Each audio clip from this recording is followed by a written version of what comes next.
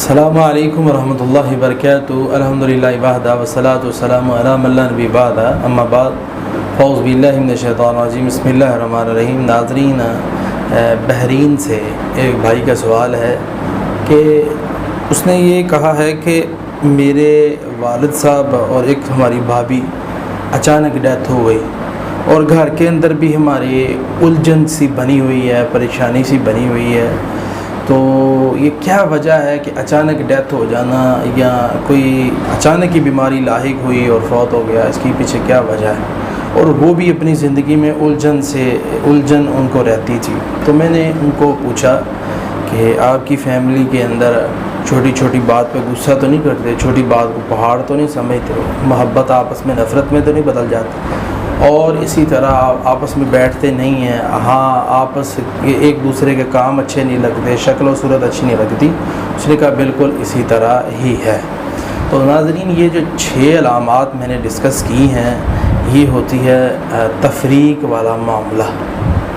تو یہ نفرت باپ بیٹے کے درمیان، بیٹا باپ کے درمیان، بیٹی ماں کے درمیان، شوہر بیوی کے درمیان، اس طرح کی نفرتیں جو ہیں وہ ڈال دی جاتی ہیں۔ تو یہ کنڈیشن جس فیملی کے اندر ہوتی ہے، جس یعنی خاندان کے اندر ہوتی ہے، یہ ان کے اندر لڑائی جھگڑا پھر، اور جادو کی وجہ سے اچانک انسان کو بڑی مرض بھی لاحق ہو سکتی ہے۔ جادو کی وجہ سے، جنات کی وجہ سے، شیاطینوں کی وجہ سے بیماریاں، موذی امراض بھی بن سکتے ہیں، اور بندے کی اللہ معاف فرمائے ڈیتھ بھی ہو جاتی ہے اگر بر وقت اس کا علاج نہ کیا جائے۔